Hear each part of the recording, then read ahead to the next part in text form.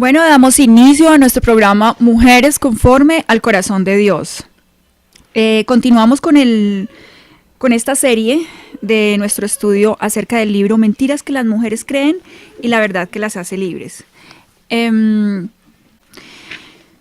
¿Alguna vez ha anhelado contar con una amiga de confianza, una persona que le brinde un consejo sabio basado en la Biblia? ¿Alguien a quien acudir para tratar los asuntos espinosos? Tal vez Nancy Lee DeMoss no sea su amiga íntima, pero sin duda le dará el consejo firme del Salmo 1, que tanto ansía su alma. En más de una ocasión hemos buscado el consejo y la opinión de Nancy. Es una mujer espiritual con un corazón al servicio del pueblo de Dios. Por su carácter solícito y compasivo, Nancy le moverá al amor y a las buenas obras a través de su libro. Compre 2 ejemplares, uno para usted y otro para su mejor amiga. Esta es la opinión de Dennis y Barbara Rainey. Bueno, este es nuestro programa original de la Iglesia Bautista Reformada del Redentor. Mi nombre es Claudia Uribe y continuamos con nuestro programa número 5. Venimos estudiando, primero comenzamos con los fundamentos del libro, donde básicamente aprendimos que la raíz de todo pecado es una mentira que hemos creído.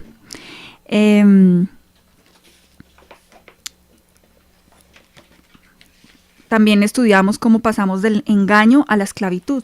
Básicamente estudiamos el pecado de Eva y cómo ella primero fue engañada por Satanás y después pecó.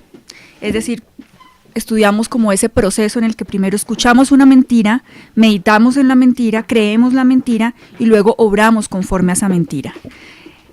El hecho es que el origen de cualquier esclavitud en la vida es una mentira que hemos creído. Pero la buena noticia es que podemos pasar de la esclavitud a la libertad. Encontramos 3 pasos que nos enseña Nancy en el libro, que uno es identificar una o más áreas de esclavitud en nuestra conducta pecaminosa, luego identificar las mentiras que están en la raíz de cada esclavitud o conducta y sustituirlas por la verdad. También estuvimos estudiando, esta es la primera parte del libro, Fundamentos, acerca de que toda raíz del pecado es una mentira, y la segunda parte del libro, el libro viene en 3 partes. La segunda parte del libro estamos estudiando 40 mentiras más radicales o más representativas que las mujeres solemos creer. Y ella las clasifica en 8 aspectos o áreas de la vida. Una es Dios, mentiras que hemos creído, que creemos acerca de Dios. Otra es acerca de nosotras. La tercera área es acerca del pecado. La cuarta acerca de las prioridades, la quinta del matrimonio, la sexta de los hijos, la séptima acerca de las emociones y la octava acerca de las circunstancias. Esas son las 8 áreas que vamos a estar estudiando en esta segunda parte del libro con las 40 mentiras que vamos a estar estudiando. Vimos ya en programas anteriores las mentiras que hemos creído acerca de Dios. Para recordarlos voy a mencionar y contrastándolas con la verdad que creemos y que debemos creer para hacernos libres de esa mentira. Una es que a veces creemos que en realidad Dios no es bueno, básicamente cuando sufrimos. La verdad que se enfrenta a esto es que Dios es bueno y todo lo que hace es bueno. Dios nunca comete errores, a pesar de que no lo podamos ver tan claramente en cada suceso de nuestras vidas. Otra mentira que hemos creído es Dios no me ama. Y la verdad que se le hace frente a esta mentira es el amor de Dios por mí es infinito e incondicional. No tengo que lograr algo para ganarme el favor o el amor de Dios, ni tampoco su desprecio. No hay nada que podamos hacer para que Dios no nos ame. Dios siempre quiere lo mejor para mí. Esa es otra verdad que le hace frente a esta mentira. La tercera mentira que estudiamos es Dios es idéntico a mi Padre.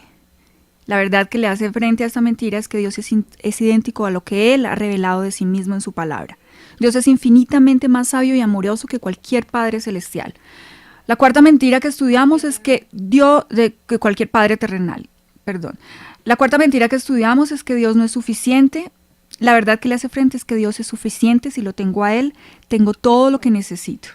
La quinta mentira que estudiamos es que los designios de Dios son demasiado restrictivos. La verdad que le hace frente es que los designios de Dios son los mejores. Las restricciones que Dios impone son siempre para mi bienestar. Resistirse o rebelarse contra los designios de Dios trae conflicto y dolor. Esa es la verdad. La sexta mentira que estudiamos es que que a veces creemos que Dios debería solucionar nuestros problemas. Y la verdad que le hace frente es que debemos entender la realidad de que la vida es difícil, que Dios se interesa más por mostrar su gloria y cambiarme que por solucionar todos mis problemas, que hay un propósito divino y eterno que se cumple en todos mis problemas, que Dios quiere usar mis problemas como parte de su propósito de santificación en mi vida, que no importa el problema que debamos enfrentar, la gracia de Dios es todo lo que necesitamos. Esas son las 6 mentiras primeras que estudiamos acerca de Dios. Ahora, también estuvimos estudiando otra área de nuestras vidas, que es las mentiras que creemos acerca de nosotras mismas. La séptima mentira que estudiamos es que no somos valiosas. Solemos creer eso, que no tenemos valía. Y la verdad es que nuestro valor no depende de lo que otros piensen de nosotros o de lo que yo misma pienso de mí, sino la manera como Dios me ve es lo que determina mi valor. Para Dios mi alma vale más que el mundo entero. Si soy hija de Dios, soy un precioso tesoro y posesión. Entonces, ¿a quién le vamos a creer? La octava mentira que estudiamos es que tengo que aprender a amarme a mí misma. Esa es una mentira que solemos creer, que el mundo nos enseña, que la psicología cada vez intensifica más en repetirnos. La verdad que nos hace libres es que por la fe necesitamos recibir el amor de Dios, el amor que Él tiene por nosotros. Que mi amor propio ya es una realidad, que de hecho es un parámetro, que se convierte para amar a los demás. Lo que nos falta en realidad es negarnos a nosotros mismos y dejar que Dios ame a otros por medio de nosotros. Esa es la verdad que le hace frente a esta mentira tremenda que nos hace tanto daño. La novena mentira que estudiamos es que no puedo cambiar mi manera de ser. La verdad que le hace frente es que si soy hija de Dios, puedo tomar la decisión de obedecerlo. Soy responsable de mis propias elecciones y puedo cambiar gracias al poder del Espíritu de Dios obrando en mi vida. La décima mentira que estudiamos es que tenemos derechos. Y la verdad que le hace frente es que exigir nuestros derechos nos pondrá en esclavitud. Ceder nuestros derechos es lo que nos hace libres. Cederle nuestros derechos al que en verdad tiene derechos sobre todo, que es Dios. La onceava mentira que estudiamos es que la belleza física es más importante que la interior. Solemos creer esto. La verdad que nos hace libres es que aunque sea atractiva, la belleza física es pasajera y efímera. A Dios le interesa más la belleza de nuestro espíritu y de nuestro carácter. La doceava mentira que solemos creer es que tenemos derecho a satisfacer todos nuestros anhelos. Y la verdad es que siempre tendremos anhelos insatisfechos en esta vida. Los anhelos más profundos de nuestro corazón no pueden ser satisfechos por personas ni por cosas. Si podemos aceptarlo, nuestros anhelos insatisfechos harán que crezca nuestra añoranza por Dios y por el cielo. Esas fueron las 2 áreas que ya estudiamos, las mentiras acerca de nosotras, acerca de Dios, acerca de nosotras, y hoy comenzaremos la tercera área, que es las mentiras que solemos creer acerca del pecado. Amado diario, vaya, la vida es como un torbellino. Han pasado meses desde que me senté a plasmar mis ideas en el papel. Casi ni hemos tenido tiempo para respirar en estos días. Perdón. Creo que estaba leyendo el capítulo que no es. Les pido excusas. Vamos con las mentiras acerca del pecado, ¿sí? Que es el capítulo 4 de la segunda parte del libro. Amado diario, ya pasaron 6 meses desde que salimos del Edén. Desearía olvidar todo esto. Adán todavía me culpa por lo que sucedió. Sé que no debí escuchar a la serpiente. Claro que él estaba justo ahí conmigo. ¿Por qué no hizo algo? Además, él también comió del fruto. Debo admitir que en ese momento el asunto no parecía tan grave. Ahora, en cambio, siento esa culpa que me atormenta. ¿Cómo pude cometer algo semejante contra Dios después de todo lo que hizo por nosotros? ¿Podremos algún día gozar la misma relación que teníamos antes? Cada vez que intento hablarle siento como si entre nosotros hubiera un gran muro. Algo que jamás contemplé es lo difícil que resultó obedecer a Dios. Después de comer del fruto, por ejemplo, hasta ese día, cada vez que tenía hambre comía, y si me sentía satisfecha dejaba de comer. Ahora siento un deseo irrefrenable de comer, y una vez que comienzo a hacerlo no puedo detenerme, aunque sé que está mal. Eso es lo único que soy incapaz de controlar en mi vida. Mi lengua, eso es lo único que soy incapaz de controlar en mi vida. Mi lengua me pone en aprietos. En especial en días como ayer. Era preciso aquel momento del mes y no me sentía muy bien. Me di cuenta de que reñía con Adán por cualquier tontería. Detesto cada vez que actúo así. No me agrada sentirme malhumorada y tensa. Con todo, algunas veces siento que soy incapaz de cambiar.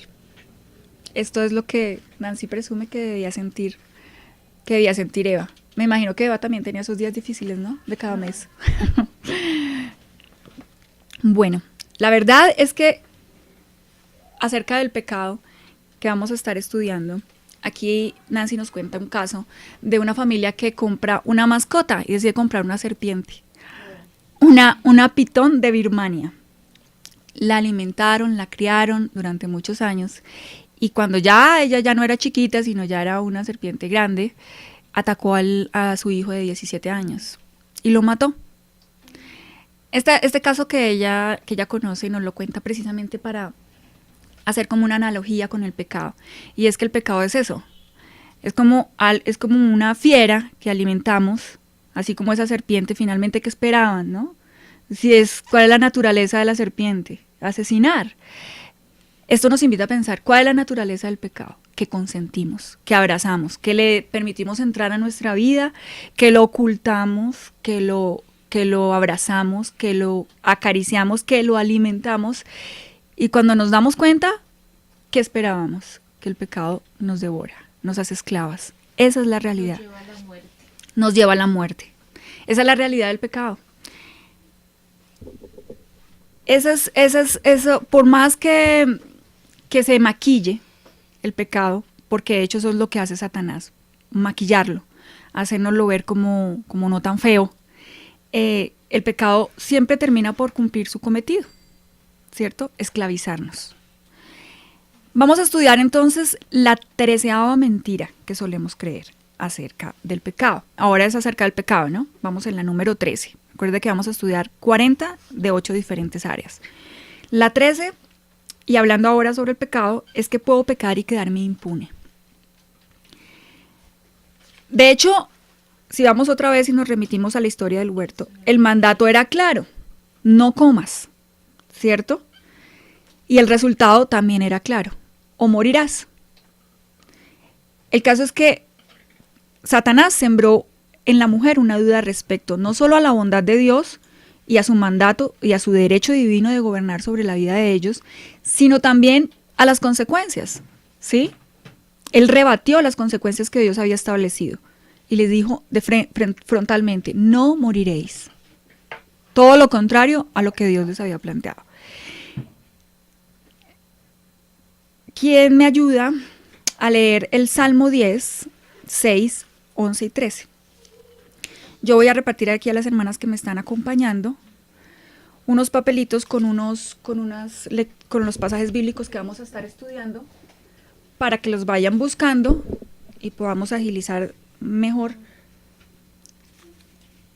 el estudio. Entonces, este sería la que tenga el número 1. Salmo 10, el versículo 6, el versículo 11 y el versículo 13. Salmo 10:6. Dice en su corazón, no seré movido jamás, nunca me alcanzará el infortunio. Y el 11 dice en su corazón, Dios ha olvidado, ha encubierto su rostro, nunca lo verá. El 13 dice, porque desprecia el malo a Dios, en su corazón ha dicho, tú no lo inquirirás. Vemos claramente en el Salmo que cuando pecamos creemos que no seremos movidos, que nunca nos alcanzará el infortunio, que Dios nunca lo verá. Esto me recuerda mucho a alguien muy cercano que siempre le digo, es que piensas que Dios va a cerrar quizás la cortina en la cual nos ve y no se va a dar cuenta de esta situación.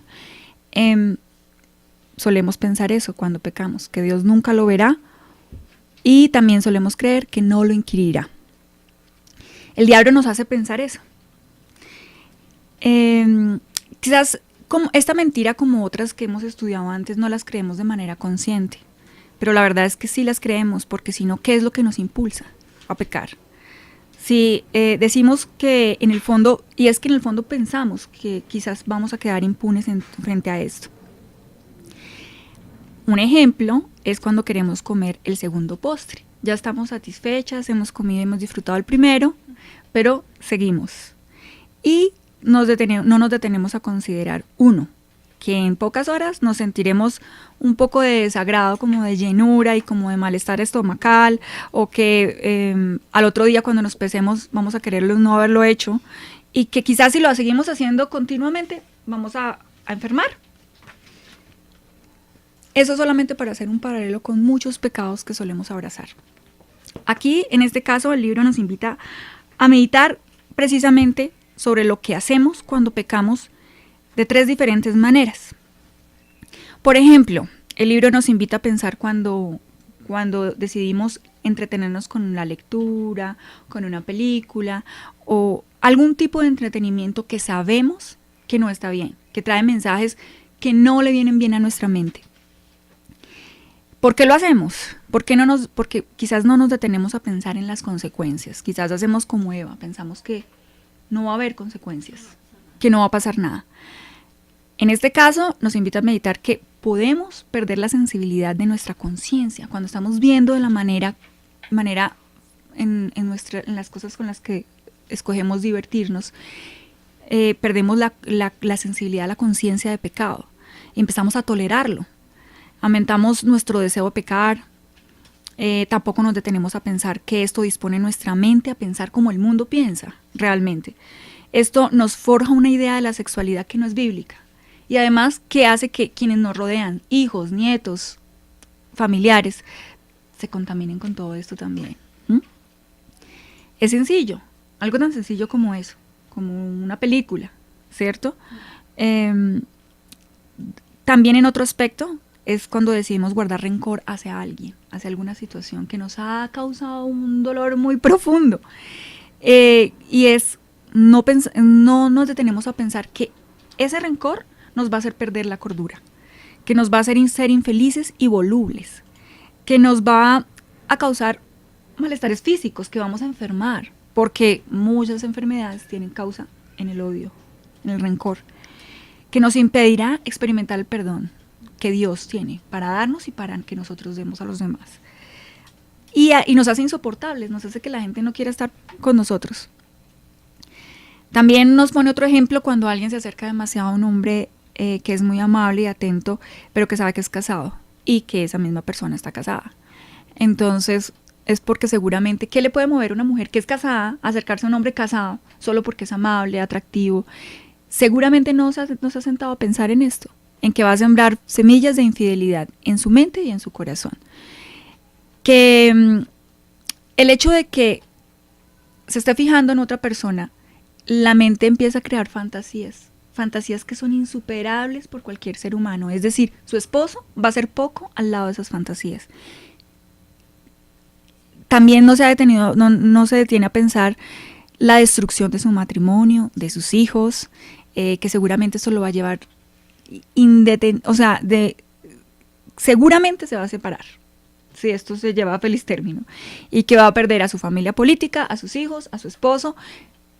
Cuando una persona empieza a ir paso tras paso, camino hacia el pecado, a consumarlo, es porque está obviando las consecuencias del mismo. Su propio pecado y su propia concupiscencia lo llevan a su propia destrucción. Ajá. Y a ser tentado. Decía que es un deseo excesivo. Es un deseo excesivo, entonces se deja impulsar por un deseo, es como el ojo. Simplemente mira algo como que le parece atractivo y empieza entonces a imaginar y agrandar hasta que lo obtiene. Igualito es el pecado. Igual, exactamente. Ahí también es. Todo lo que empieza mal, termina mal. Así es, de acuerdo. Pero además que a veces cuando estamos empezando a pecar, a concebir algo, a aceptarlo en nuestro interior y a después a dar a la luz del pecado, no nos detenemos a pensar eso, que eso empezó mal y a pensar en las consecuencias. Y que no es tan grave. Exacto, no es tan grave, es pequeñito.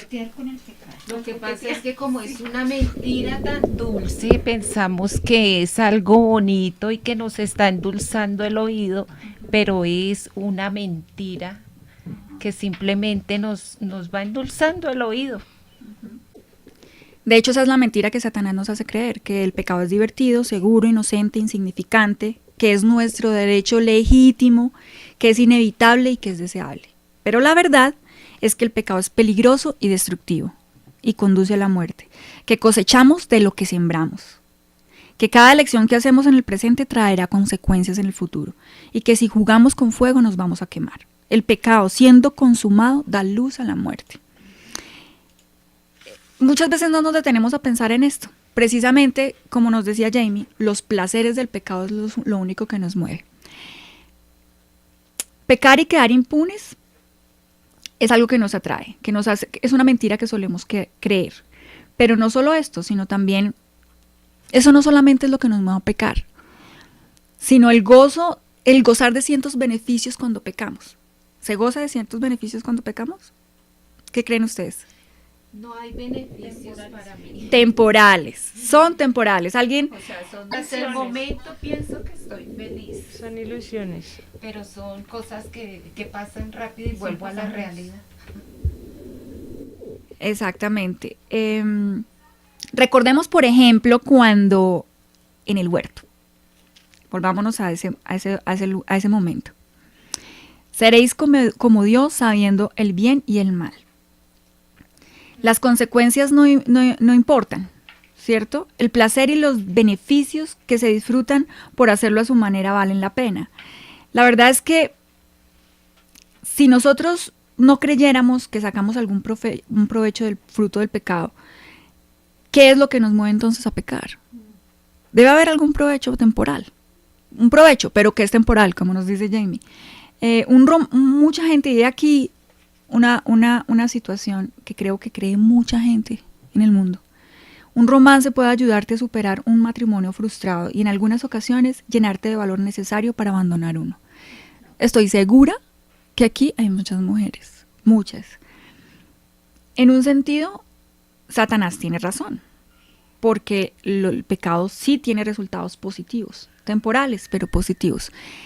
Alguien que me ayude con Hebreos 11:25, la que tiene el número 2.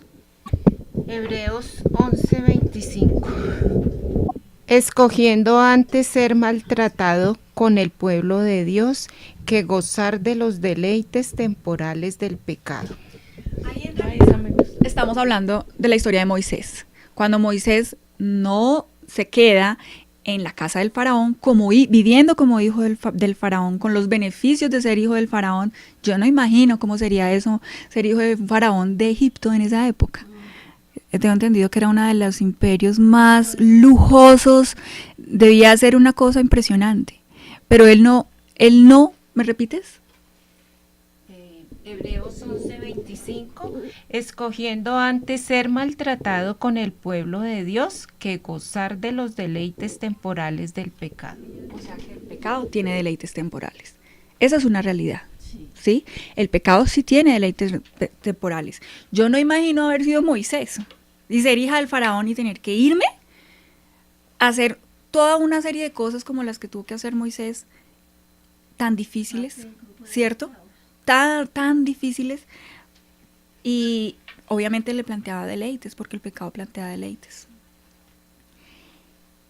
El pecado produce placer, pero solo por un instante. Sin embargo, al final impondrá un pago devastador. ¿Se imaginan si Moisés no hubiera ido? ¿Cierto? No hay excepciones. Ahora vamos a estudiar una serie de consecuencias, porque un amigo de Nancy carga con un papelito en la billetera con 16 consecuencias que tiene el pecado, que él ha estudiado en la Biblia, y él se detiene, saca su papelito y dice: estoy dispuesto a pagar las consecuencias de esto. Entonces eso es un poco lo que vamos a hacer. Entonces vamos a estudiar una serie de versículos que nos enseñan acerca de las consecuencias del pecado. Vamos con la que tenga el papelito número 3, el Salmo 51:12. Salmo 51:12. Vuélveme el gozo de tu salvación y espíritu noble me sustente. Esas fueron las Estas fueron las palabras de David después de que el profeta Natán fuera por el pecado que él había cometido con Betsabé, por el adulterio. ¿Qué dice David? Devuélveme el gozo del pecado, de mi salvación, devuélveme el gozo de mi salvación. Luego, la primera consecuencia es que el pecado nos quita el gozo. Nos quita el gozo. La segunda consecuencia, vamos con Primera de Juan 3:19, también. Amados, si nuestro corazón no nos reprende, confianza tenemos en Dios. Entonces, si el corazón no nos, o sea, ¿qué nos quita el pecado? Si el pecado no nos reprende, confianza tenemos en Dios. Luego, ¿qué nos quita el pecado? La confianza. El pecado destruye la confianza. Es otra de las consecuencias del pecado. Vamos con la tercera consecuencia, el Salmo 51:3. Porque yo reconozco mis rebeliones y mi pecado está siempre delante de mí. Salmo 51:3. Si el pecado siempre está delante de mí, el pecado entonces, ¿qué hace? Atormentarme. Exacto, acarrea culpa. Culpa. El pecado nos hace sentir culpables, nos atormenta. La cuarta consecuencia, Segunda de Corintios 2, del 9 al 11. Segunda de Corintios 2, del 9 al 11. Porque también para este fin os escribí, para tener la prueba de si vosotros sois obedientes en todo. Al que vosotros perdonáis, yo también, porque también yo lo he perdonado. Si alguno he perdonado, por nosotros lo he hecho en presencia de Cristo, para que Satanás no gane ventaja alguna sobre nosotros, pues no ignoramos sus maquinaciones. ¿Por qué Pablo dice que los perdona? Precisamente para que Satanás no gane ventaja. Luego, ¿qué hace el pecado? Nos somete al dominio de Satanás. Esa es la verdad. Somos esclavos de Satanás. Exacto. Vamos, esa es la cuarta consecuencia. El pecado nos somete al dominio de Satanás. Ahora vamos a estudiar la quinta. Primera de Tesalonicenses 5:19. Dice, no apaguéis al espíritu. ¿Cuál es la otra consecuencia? Que el pecado apaga el espíritu de Dios. Salmo 38, del 1 al 11. Jehová, no me reprendas en tu furor, ni me castigues en tu ira, porque tus saetas cayeron sobre mí, y sobre mí ha descendido tu mano. Nada hay sano en mi carne a causa de tu ira, ni hay paz en mis huesos a causa de mi pecado. Porque mis iniquidades se han agravado sobre mi cabeza, como carga pesada se han agravado sobre mí. Hieden y supuran mis llagas a causa de mi locura. Estoy encorvado, estoy humillado en gran manera, ando enlutado todo el día, porque mis lomos están llenos de ardor y nada hay sano en mi carne. Estoy debilitado y molido en gran manera, gimo a causa de la conmoción de mi corazón. Señor, delante de ti están todos mis deseos y mi suspiro no te es oculto. Mi corazón está congojado, me ha dejado mi vigor, y aún la luz de mis ojos me falta ya. Mis amigos y mis compañeros se mantienen lejos de mi plaga, y mis cercanos se han alejado. Pues yo veo varias: humillación, falta de, sí, daño físico. O sea, falta de paz, enfermedad. esa es la sexta consecuencia. El pecado produce daños físicos. Esa es la realidad. Vamos con la que tenga el número 6, el Salmo 32:3, del 3 al 4. Salmo 32:3. Mientras callé, se envejecieron mis huesos, y en mi gemir todo el día. Porque de día y de noche se agravó sobre mí tu mano, se volvió mi verdor en sequedades de verano. El pecado causa dolor en el alma. Esa es la verdad. Vamos con la siguiente consecuencia. Efesios 4:30, la que tenga el número 6. Efesios 4:30. Y no contristéis al Espíritu Santo de Dios, con el cual fuisteis sellados para el día de la redención. El pecado entristece el corazón de Dios. Esa es la octava consecuencia. Vamos con Isaías 31. Isaías 31. Ay de los hijos que se apartan, dice Jehová, para tomar consejo y no de mí, para cobijarse con cubierta y no de mi espíritu, añadiendo pecado a pecado. O sea, amontonando pecados. Luego, el pecado, esa vendría siendo la octava consecuencia, la novena consecuencia. El pecado abre la puerta a otros pecados. Isaías 51, 59 del 1 al 2.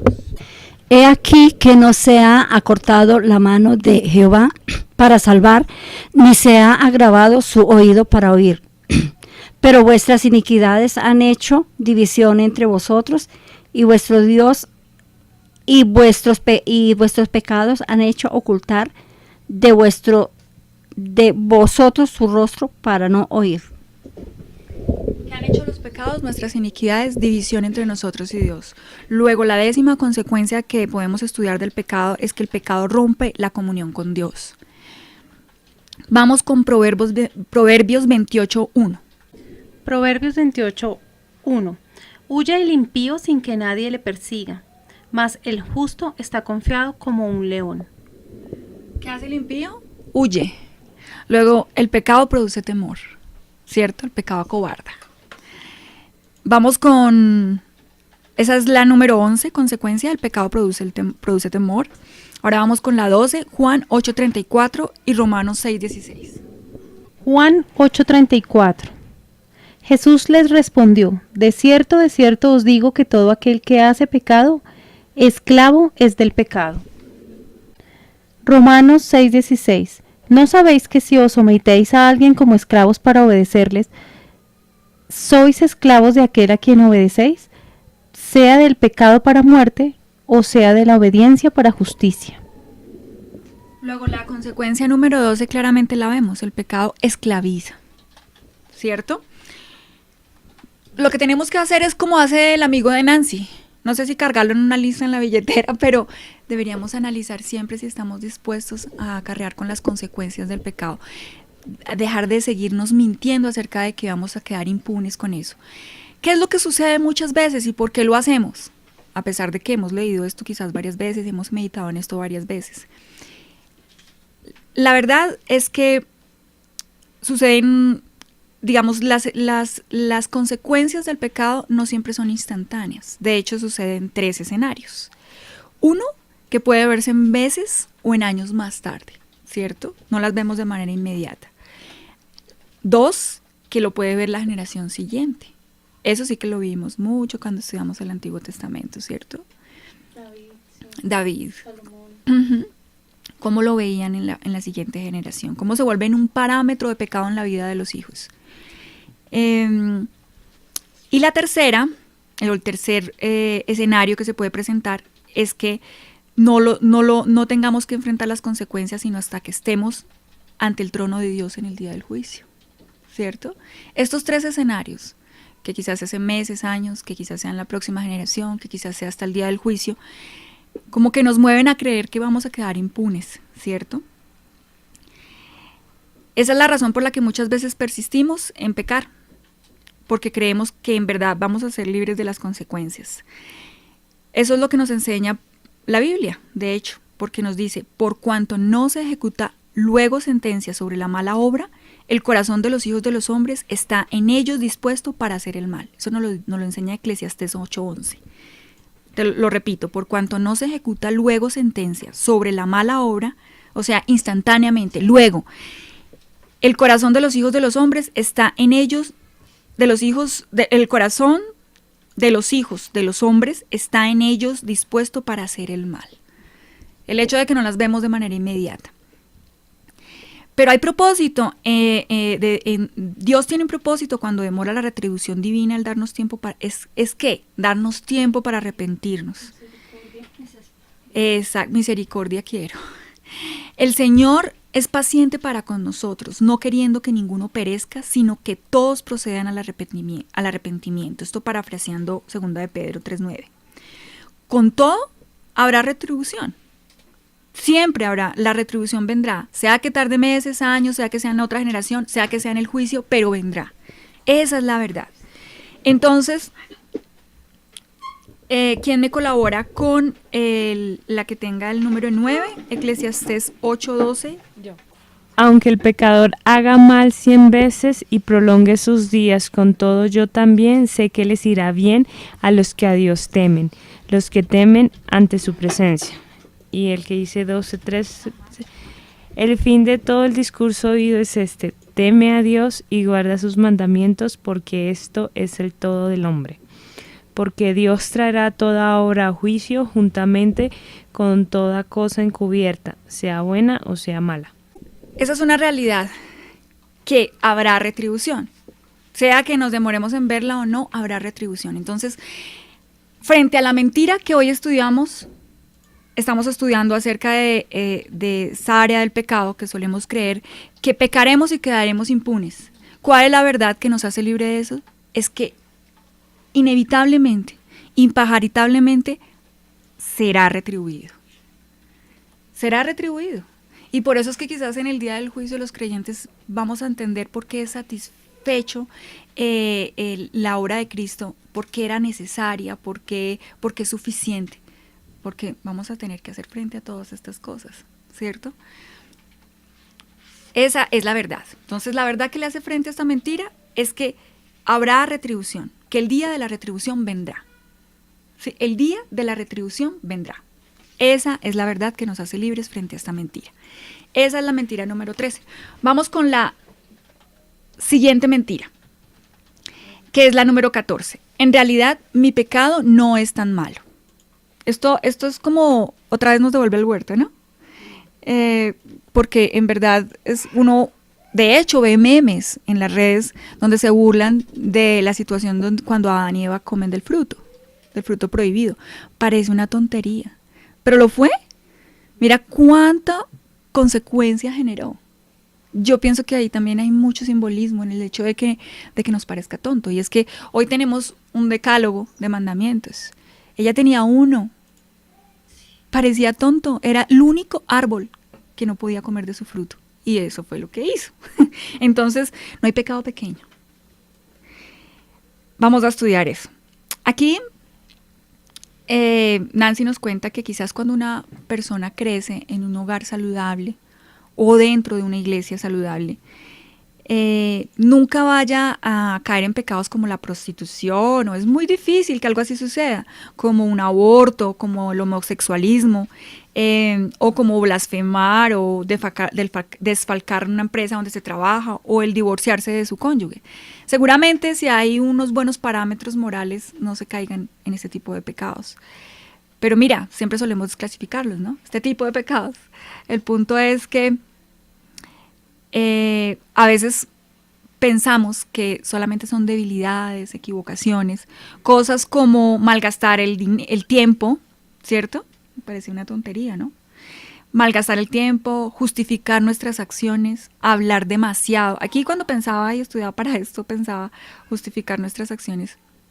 Me pasa a menudo que con mi esposo que si él comienza una discusión y me ofende, es como difícil muchas veces aceptar la ofensa, ¿cierto? Pero ¿qué es lo que me demanda el Señor?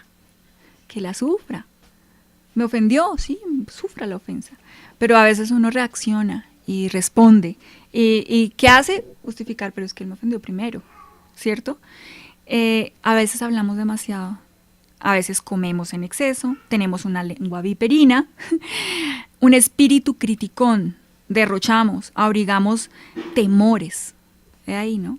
Abrigar muchos temores. Todo el tiempo estar temiendo que me va a pasar esto, que me va a pasar lo otro. Suele pasar. Preocuparnos, tener muchas preocupaciones, consentir motivos egoístas o de queja. No parecen cosas graves, en verdad no lo parecen. A veces ni siquiera les llamamos pecados, sino les decimos como debilidades, flaquezas, nuestra batalla. Pero la verdad es que si nos devolvemos otra vez al huerto, uno diría, pues Eva no abandonó el esposo, no le fue infiel, bueno, no había con quién, pero no lo abandonó, no lo mató, no maldijo a Dios,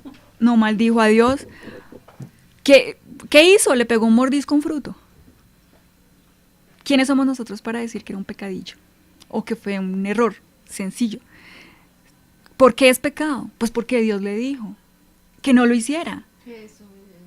Y ella desobedeció. Ese es el punto. Entonces nosotros no somos quien para llamar las cosas pecaditos. Y esto me hace mucho pensar que a veces sabemos que nuestra estadía como creyentes en la tierra, de este lado del cielo, es una batalla, pero uno no ve sangre en la arena. No nos vemos a nosotros mismos luchando, ¿no? Los llamamos cosas pequeñas y nos conformamos. Y la verdad es que cada pecado que cometemos es gravísimo, es un acto de rebelión y es una traición infinita. Asimismo, elegir hacer nuestra propia voluntad en vez de la voluntad del Señor es rebelarnos contra el Dios y el Rey del universo. Eso suena más grave que decir que es un pecadito, ¿no? ¿Por qué es pecado? Pues porque es contra Dios. Porque es contra Dios. Ofendemos su santidad. John Bunyan lo expresó así: una sola grieta hundirá el barco. Y ahorita lo estudiamos, un pecado trae otro y un montón de amontona pecados. Una sola grieta hundirá el barco y un solo pecado destruirá al pecador. Jeremy Taylor, también contemporáneo de Bunyan, dijo: no hay pecado pequeño, ningún grano de arena resulta pequeño dentro del mecanismo del reloj. Imaginan después de un año que después de faltarle 5 granitos a un reloj de arena, ¿cuán descuadrado puede estar? Parece pequeño, ¿no? Pero no lo es. Por ejemplo, ella nos cuenta que cuando hace nieve en Estados Unidos, su casa se ve sucia, que por lo general no se ve sucia. Claro, pero la nieve, al contrastarla con el color de su casa, sí se ve sucia. Ese es el punto. Nuestro pecado es grave porque es contra un Dios santo, 3 veces santo, por eso es grave. No hay pecados pequeños. Eso es lo que debemos pensar. Los puritanos eran muy reconocidos por su compromiso con la santidad y la obediencia. Sin embargo, si uno lee los libros de ellos no se consideraban sino pecadores. Ellos se veían como grandes pecadores. Vamos a leer un párrafo de algún libro de un puritano. Desenmascara delante, es una oración. Desenmascara delante de mí la fealdad del pecado. Permíteme aborrecerlo, repudiarlo y huir de él. No me dejes olvidar la gravedad del pecado. No radica tanto en lo que haya cometido, sino en la grandeza de aquel contra quien pequé. Entonces, ¿cuál es la verdad que nos hace libres de esta mentira de que mi pecado no es tan malo? Que cualquier pecado es contra Dios. Esa es la verdad. Eso es lo que lo hace grande, porque Él es santo, porque Él es 3 veces santo. Por eso lo hace grande, porque es contra Él. Esa es la verdad que nos hace libres. La mentira número 15 es que Dios no puede perdonarme. Esta mentira, según la experiencia de Nancy, es una mentira que solemos creer mucho las mujeres en nuestro orgullo. De hecho, no lo confesamos de esa manera, sino que solemos decir es que no podemos perdonarnos por lo que hicimos, o sea que no podemos perdonarnos nosotras mismas. Sin embargo, la Biblia no nos enseña que necesitemos el perdón de nosotras. Esa es la verdad. Lo que sucede es que hay orgullo en la raíz de esta afirmación. Es difícil aceptar un regalo, que es la misericordia y el perdón divino, porque la gracia finalmente es un regalo inmerecido. Esto me hace pensar en alguien muy cercano que suele decir: no me gusta deberle favores a nadie. ¿Qué hay en esa frase? Orgullo. Quizás lo que más enfrenta uno cuando cree esto es orgullo, es no querer aceptar el perdón por gracia. Si no puedo creer que Dios es suficiente, que su pecado, que su sacrificio en la cruz es suficiente para perdonarme cualquier pecado, lo que hay es orgullo. Quiero poder hacer algo que devolverle.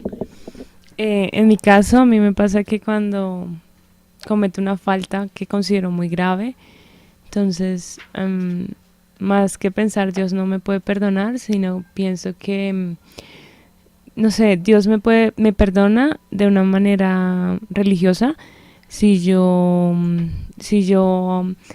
cumplo con los medios de gracia. Entonces es como pensar, sí, la embarré, estoy mal, pero entonces ahora voy a pensar voy a orar más, voy a venir a culto, voy a hacer esto, lo otro.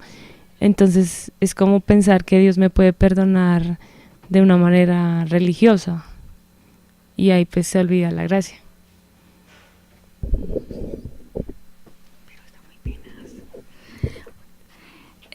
Bueno, seguimos analizando sobre el mismo punto y quizás nos debamos reflexionar en esto. Y es que si hay ese orgullo de pensar que Dios no puede perdonarnos, es porque estamos esperando hacer buenas obras y presentarnos justas delante de Dios, ¿cierto? El punto es que lo que hay en la raíz de esto es que no estamos analizando quién está del otro lado. Me explico. Si alguien me ofende, yo he ofendido en muchas ocasiones. Quizás me queda fácil decir, bueno, pues yo también he ofendido, ¿no? O bueno, sin ir muy lejos, hace unos días me encontraba con un amigo que se había separado porque su esposa lo había traicionado, pero volvieron, se arreglaron. Y yo le dije, oye, pero qué chévere que hayan vuelto. Y me dijo, la verdad es que yo finalmente le he sido infiel también a ella, entonces, ¿qué más da? Entonces, eso es un poco pensar que si nosotros podemos empatar con Dios por los pecados que hemos hecho y esperar a presentarnos justas, es que no hemos analizado quién está del otro lado. Que no hay nada que incline la balanza ante un Dios 3 veces santo. No hay nada. Es que quizás estamos teniendo por poco al Señor cuando estamos pensando de esta manera. Aquí voy a leerles algo que se les va a hacer familiar. ¿Qué me puede dar perdón? Solo de Jesús la sangre. Y un nuevo corazón, solo de Jesús la sangre. Fue el rescate eficaz, solo de Jesús la sangre. Trajo santidad y paz, solo de Jesús la sangre. No podemos pararnos frente a un Dios 3 veces santo esperando presentarnos justos delante de Él. Tenemos que recibir nuestro don inmerecido, porque no hay nada que pueda poner la balanza en igualdad de condiciones. Así de sencillo. Digamos que el pecado, la mentira que vimos anterior y esta vienen siendo como las dos caras de una sola moneda. Mi pecado no es tan grave y Dios no puede perdonarme, ¿cierto? Las dos caras de una misma moneda que no me permite presentarme y humillarme delante de Dios en arrepentimiento y fe. Son las dos caras de una misma moneda. ¿Cuál es la verdad? Hay una hermosa descripción del Señor Jesús y de lo que hizo por nosotros en la cruz, en el Salmo 85:10. Lo voy a leer. La misericordia y la verdad se encontraron, la justicia y la paz se besaron en la cruz, ¿cierto? La misericordia y la verdad se encontraron, la justicia y la paz se besaron. ¿Por qué? ¿Por qué se encontraron la misericordia y la verdad y la justicia y la paz?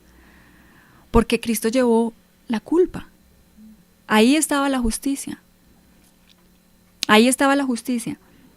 Dice, misericordia y la verdad se encontraron. La verdad del pecado y de las consecuencias del pecado y de la paga por el pecado. Y la misericordia. Ambas se encontraron allí. La cruz revela con la mayor severidad lo que Dios piensa acerca del pecado y el pago por él.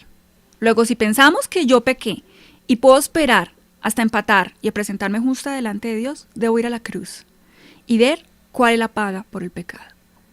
A ver si podemos pagarla. Yo solía pensar, recién me convertí, bueno, pero ¿y Cristo? ¿Por qué me puede salvar? Si muchas personas han muerto en una cruz, o sea, ¿qué es lo que lo hace tan particular? Y entendía después que finalmente era Dios, un Dios eterno, el que estaba allí en la cruz. ¿Cómo más? ¿Quién más puede ir un Dios justo, santo, perfecto, a de verdad pagar el precio de los injustos? El justo por los injustos, nadie más. nadie más. Luego lo único que puede poner al otro lado de la balanza es Dios mismo y su sacrificio, nuestra fe en la obra que Él hizo. Aquí hay otro himno que también me parece muy lindo y que también lo voy a leer. Hay una fuente sin igual de sangre de Manuel, donde lava cada cual las manchas que hay en él. El malhechor se convirtió clavado en una cruz, y yo también mi pobre ser allí logré lavar. Eterna fuente carmesí, raudal de puro amor, se lavará por siempre en ti el pueblo del Señor. La verdad que nos hace libres frente a esta mentira es que en la cruz Cristo pagó el precio por los pecados de aquellos que en arrepentimiento y fe nos acerquemos a Él. Esa es la verdad que nos hace libres frente a esta mentira. Y continuamos con las otras dos verdades, la 16 y la 17, en el próximo programa. Muchas gracias a las hermanas por su participación en la emisora. Albita nos dice: los medios de gracia Dios nos los dio para fortificarnos en su palabra y mortificar el pecado que nos asedia. Por eso es vital en nuestras vidas utilizarlos. Amén, hermana, muchas gracias por su participación. Y la pregunta que nos hace Wendy se la debemos para el próximo programa. Prometo prepararle la respuesta. Es que está un poco profunda. Sí, pero la verdad, soy honesta, me cuesta un poco explicarla. Y porque en la verdad, pues Wendy nos pregunta, ¿por qué si Dios aborrece el pecado y Él dice que tiene todo bajo control, por qué permitió que Eva pecara? Pues aquí hay dos corrientes. El libre albedrío nos dice que no estaba entre sus planes y que había un segundo plan, un plan de contingencia, que es este, ¿cierto? Pero también sabemos que hay otra teoría, y que es en la que nosotros creemos, y es que sí, Dios tenía todo bajo control, incluso que el hombre pecara. Y Él quería mostrar así su misericordia y su justicia, enviando a su Hijo a morir por nosotros. Una pregunta muy profunda, Wendy. Muchas gracias por tu participación. Vamos a orar, y les agradezco a las hermanas que están aquí presentes y las que nos acompañaron en el chat. Gracias, Señor, por permitirnos, por regalarnos este espacio para detenernos de todas nuestras agendas y nuestras actividades y reflexionar en esto. Gracias, Señor, por las hermanas que están presentes. Te ruego por todas y cada una de ellas, Señor, porque las inquietes en cada una de estas verdades que nos hace libres de las mentiras que solemos creer. Gracias, Señor. En el nombre de Cristo. Amén.